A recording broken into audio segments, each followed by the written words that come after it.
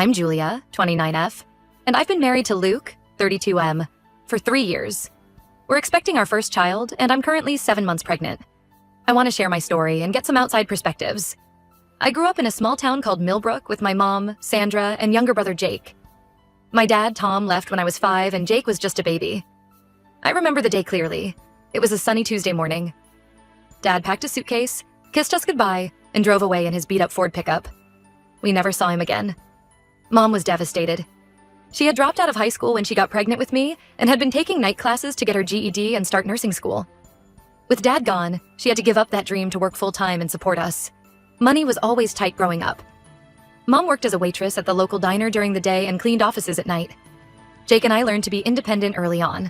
I started babysitting for neighbors at 12 and got my first real job at Wilson's Grocery when I was 16.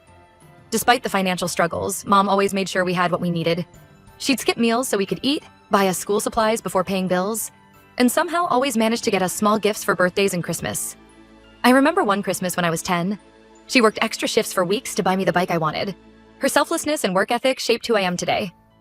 I did well in school, joining the debate team and becoming editor of the school newspaper. I dreamed of going to college to study journalism, but when I graduated high school, the reality of our finances hit hard. Mom had been diagnosed with rheumatoid arthritis, and her medical bills were piling up. Jake was starting high school and needed braces. I couldn't bear the thought of taking on student loans and being a financial burden, so I decided to postpone college and work full-time instead.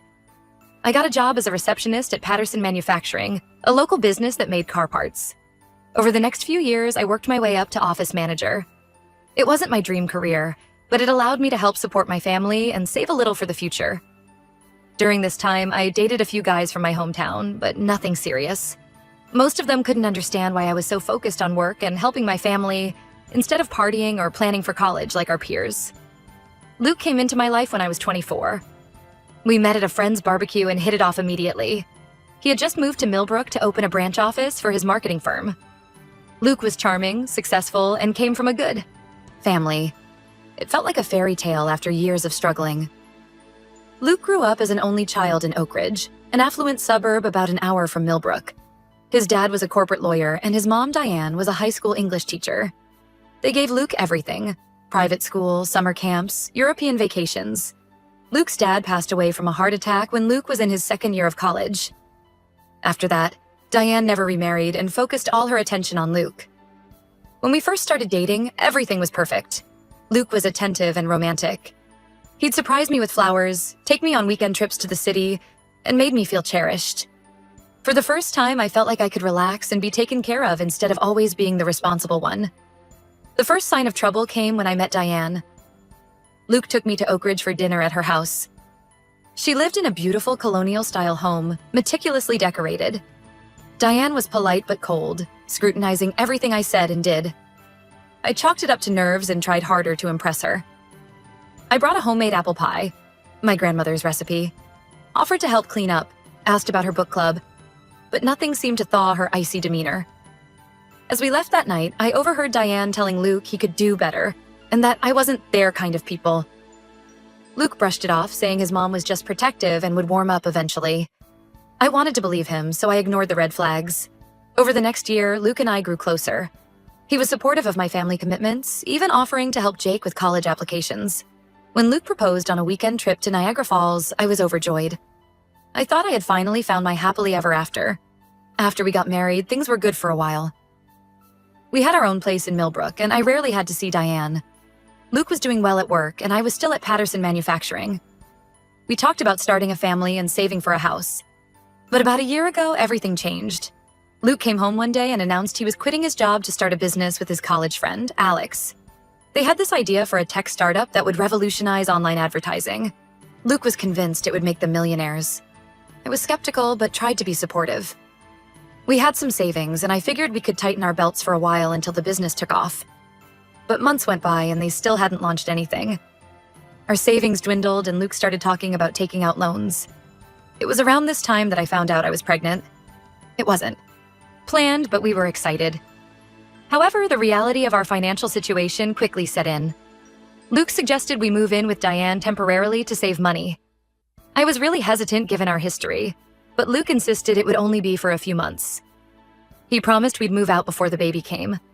Reluctantly, I agreed. Living with Diane has been a nightmare from day one. She treats me like an incompetent child, constantly criticizing everything I do. She has all these strict rules: mandatory family dinners, early bedtimes, no snacks in the house. If I object, she guilt trips me about how she's graciously opened her home to us. She's constantly making snide comments about my background and how I was raised. She'll say things like, "Oh, I guess you didn't learn proper table manners in your family," or, "It's so nice that Luke is giving you a chance at a better life." One day, she found an old photo album I had brought with me. She flipped through it, making disparaging comments about our small house and secondhand clothes.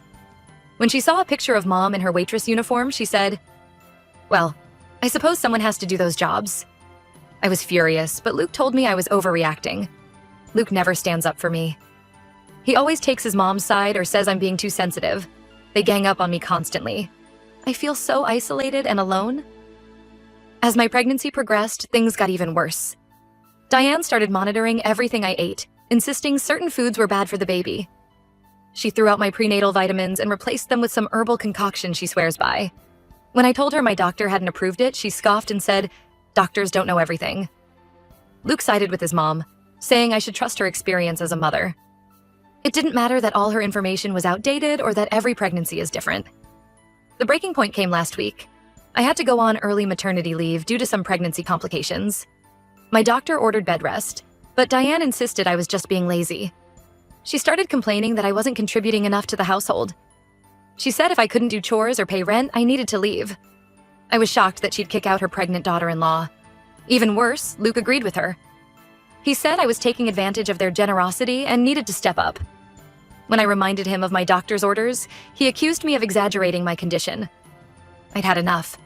I packed a bag and left that night to stay with my mom. Luke has been blowing up my phone, alternating between angry messages and pleas to come back. But I don't think I can do this anymore. I love Luke, but I'm starting to realize he'll always put his mom first. And I refuse to raise my child in such a toxic environment. But I also feel guilty about potentially separating my baby from their father. My mom says I'm welcome to stay with her as long as I need. Jake and his wife have also offered support. It feels strange to be back in my childhood home, but also comforting. So Reddit, AATA for leaving my husband while heavily pregnant? Should I try to work things out, or am I right to walk away? I could really use some outside perspectives as I figure out my next steps. Update 1. Thank you all for the supportive comments on my original post. I really appreciate the advice and kind words. I wanted to give an update on what's happened in the last couple weeks. After taking some time to clear my head at my mom's place, I decided to meet up with Luke to talk things through. We agreed to meet at a small cafe in town, neutral ground that felt safer than being alone together or at Diane's house. The cafe held a lot of memories for us.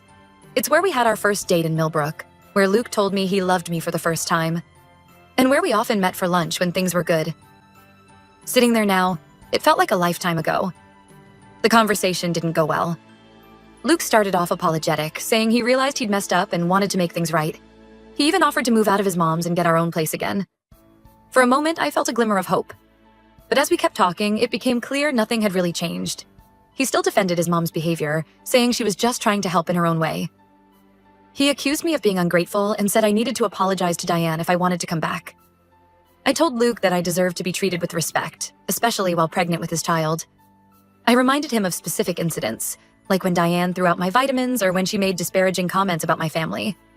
I asked him why he never stood up for me. His response floored me. He said that since he was the one working on his business while I was on leave, I should just suck it up and do what his mom wants. He even suggested that my pregnancy hormones were making me overreact. When I pointed out that his business wasn't making any money yet, he got defensive and said I never supported his dreams. That's when I realized the situation was beyond saving.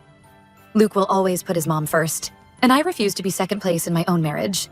With a heavy heart, I told him I wanted a divorce. Luke did not take it well. He yelled and caused a scene in the coffee shop, accusing me of trying to keep his child from him and threatening to fight for full custody. The other patrons were staring, and the barista looked ready to call the police. I stayed calm and left, but I was shaken. I've spent the last week meeting with a divorce lawyer and making plans. My lawyer advised me to document everything. All the mistreatment from Diane, Luke's failure to stand up for me, the scene at the coffee shop. We're pushing for primary custody given Luke's unstable work situation and living arrangements. It's been really hard emotionally. I still love Luke in many ways, and more in the future I thought we'd have. I keep thinking about the good times. Our first dance at our wedding, the night we found out I was pregnant, all the plans we made for our future. But I know this is the right choice for me and my baby. I deserve a partner who puts our family first, not his mother. My own family has been incredibly supportive. My mom is helping me set up the nursery in her spare room. It's small but cozy. We've been painting the walls a soft yellow and setting up the crib that Jake and I used as babies. Mom's been accompanying me to all my doctor's appointments and making sure I'm taking care of myself. Jake and his wife Sarah have been amazing too. They live about an hour away but have been visiting every weekend. Sarah is pregnant too, about 3 months behind me. We've been bonding over pregnancy symptoms and baby prep. It's bittersweet. This isn't how I imagined sharing my first pregnancy with family, but I'm grateful for their support. I'm scared about being a single mom, but I know it's better than staying in a toxic marriage. I'm focusing on my health and the baby now. I have an appointment next week to check on the baby and make sure the stress hasn't affected anything. Financially, things are tight but manageable for now. I'm using my maternity leave from work, and my mom is helping out. Jake and Sarah have also offered to chip in if needed. I'm looking into programs for single mothers to help with childcare once I go back to work. Luke has been alternating between angry messages and tearful pleas to reconcile. One minute he's threatening legal action, the next he's begging me to come home. Diane has been spreading rumors among our friends, painting me as unstable and selfish. She's telling everyone I'm trying to keep Luke from his child, and that I'm ungrateful for everything they've done for me. It hurts, but I'm trying not to engage. My lawyer advised keeping all communication in writing. I've started reconnecting with old friends who I'd lost touch with during my marriage. My best friend from high school, Megan, reached out after hearing about the divorce. We hadn't spoken in years. Luke always said he didn't like her influence on me, but it was like no time had passed. She's been a great source of support and distraction. Looking back, I realize how isolated I'd become during my marriage. Luke always had a reason why we couldn't visit my family or why I shouldn't meet up with old friends. It feels good to have my own support system again. I'll post another update after the divorce proceedings get further along. Thank you again for all the support. It really helped give me the strength to stand up for myself and my child. Update 2. It's been about a month since my last update, and a lot has happened. The divorce is moving forward, but it hasn't been easy. Luke initially tried to contest the divorce, claiming I was abandoning our marriage without giving him a real chance to fix things.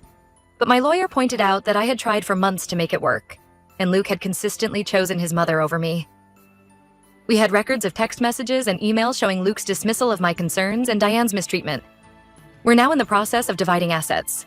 Since we were only married for 3 years and Luke's business isn't profitable yet, there isn't too much to split. We're selling our car and dividing the proceeds. I'm keeping my personal savings, which I had maintained separately throughout our marriage. Thank goodness for that decision. Luke is keeping most of the furniture since I'm living with my mom. The main point of contention is the custody arrangement. Luke is pushing for 50-50 custody, but I don't feel comfortable with that given his living situation with Diane. My lawyer and I are advocating for me to have primary custody, with Luke getting supervised visitation until he can demonstrate he has stable, independent living arrangements. Luke's lawyer argued that living with his mother shouldn't disqualify him from equal custody, but we presented evidence of Diane's controlling behavior and outdated ideas about childcare. We also pointed out Luke's unstable financial situation and the fact that he had agreed with kicking out his heavily pregnant wife. Diane has been making things difficult. She's been spreading rumors among our friends and Luke's family, painting me as an unstable, gold-digging woman who trapped Luke with a baby. She's telling everyone that I'm mentally unstable and unfit to be a mother. It's hurtful, but I'm trying not to engage. My lawyer advised me to keep all communication with Luke and Diane in writing and avoid responding to provocations. On a more positive note, my pregnancy is progressing well despite the stress. I'm due in about 6 weeks, and everything looks healthy with the baby. My last ultrasound showed a strong heartbeat and good growth. The doctor says the baby is in the right position for delivery, which is a relief. My mom has been amazing.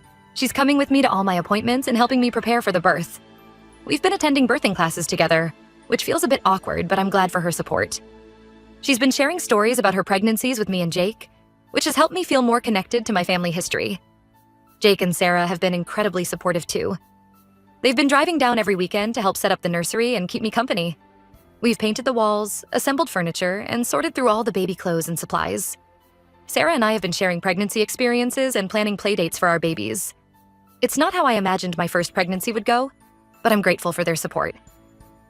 I've also started reconnecting with old friends who I'd lost touch with during my marriage. My best friend from high school, Megan, has been a rock. She's been coming over regularly, bringing comfort food, and providing much-needed distraction.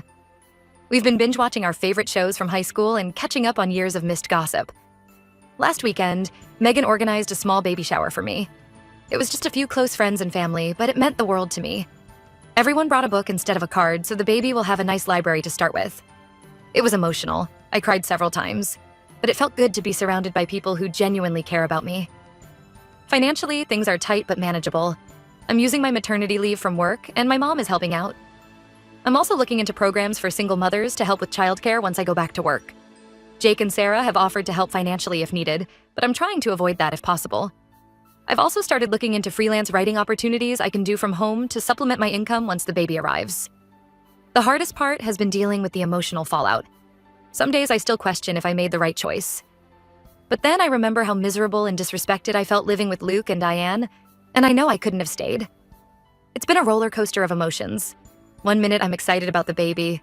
The next I'm mourning the loss of my marriage and the future I thought I'd have. I've started seeing a therapist to help process everything. It's been helpful to have an objective person to talk to about my fears and doubts. She's been working with me on setting boundaries and building my self-esteem. We're also discussing strategies for co-parenting with Luke and dealing with Diane's interference.